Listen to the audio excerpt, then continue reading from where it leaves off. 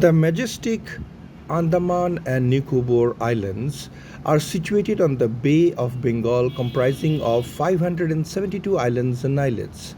These habitats are the home of more than thousands of plants and animal species, plentiful medicinal plants, rich biodiversity, and five particularly vulnerable tribal groups or PVTGs. Recently, an NGO called Howrah Suparna, under the aegis of United Religions Initiative URI, conducted surveys on the Andaman Islands, documenting local cultural heritage and rich biodiversity between September 5 to 15, 2025. Howrah Suparna is a philanthropic organization registered with Societies Act and Niti Aayog Darpan, Government of India, from Howrah, West Bengal.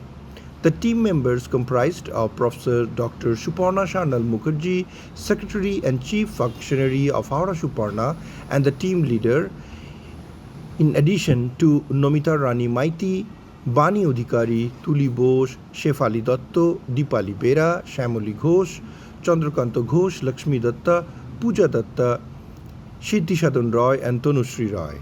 The team explored the Andaman Islands, recording a mosaic of traditions shaped by indigenous tribes such as the Great Andamanis, Ongi, Jarawa, and Sentinelese, who still preserve an age-old custom, hunting practices, and deep respect for nature. Over centuries, settlers from mainland India, Burma, and other regions have added layers of cultural diversity reflected in the island's music, dance, crafts, and cuisine. The colonial legacy, especially the cellular jail, also forms a part of its heritage and was also explored and documented by the team. The team also explored the Andamans ecologically, as the island group represent a biodiversity hotspot, home to lush tropical rainforests, mangroves, rare orchids, and medicinal plants. The surrounding seas host vibrant coral reefs, sea turtles, dugongs, and hundreds of species of fishes, making it one of the richest marine ecosystems in the world. Together, these blend of living traditions, layered cultural heritage, and exceptional biodiversity makes Andaman a unique treasure of India and an important site for socio-ecological data collection by the team Howrah Suparna. The team observed that tourism in Andaman thrives on activities like scuba diving, snorkeling, and that ecotourism are thriving and attracting foreign tourists in very large numbers. With their blend of natural beauty, cultural heritage, and ecological richness, the Andaman Island stands as one of the India's most treasured destinations for both Indian and overseas tourists that are having a long-term degradation on local ecosystem. This is due to the unrestricted explosion of tourism and overexploitation of the scanty available natural resources, as the team reported. The Andaman Islands are a center of rich biodiversity and can be considered as a biodiversity hotspot due to their tropical climate, rich forests, and isolation that have allowed a unique diversity of medicine plants to thrive that the team Howrah Suparna investigated. Many of these plants are used in traditional tribal medicine, Ayurveda, and ethnomedicine.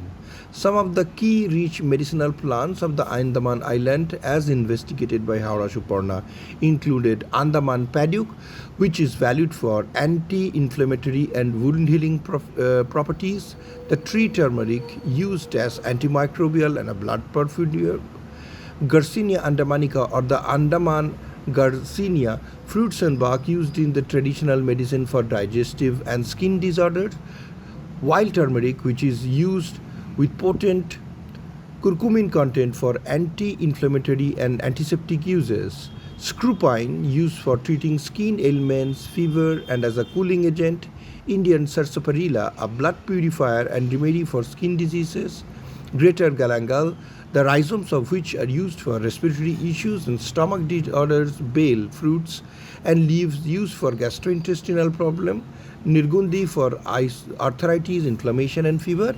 Clerodendron inermi, used in treating rheumatism, skin diseases, and an anti-position to mention only a handful of the large number of plants surveyed.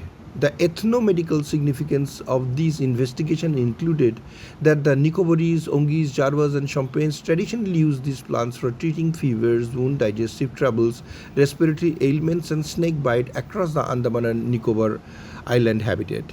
Many plants remain endemic and are under-researched as suggested by Professor Suparna Shandal Mukherjee, offering potential for new pharmaceutical discoveries. She suggested that the Andaman Islands host a rich reservoir of medicinal plants, blending indigenous knowledge with modern prospects for natural drug development, conservation, and suitable health care.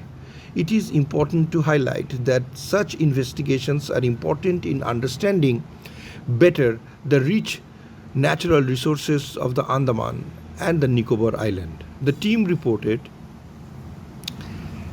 that the Andaman Island, having a rich reservoir of medicinal plants, needs to keep investigating on various plant resources and their potential modern uses in the laboratories for better understanding how these resources could be used for the greater use of the common people, and particularly in the pharmaceutical industry, for coming up with better medicine essential for treatment of diseases. A comprehensive report is under preparation and that will be submitted to the concerned central government authorities by Howrah Suparna for protecting the local ecosystems and the environment. Shoikat Kumar Basu, Bureau Report, Kalinga Chronicle TV.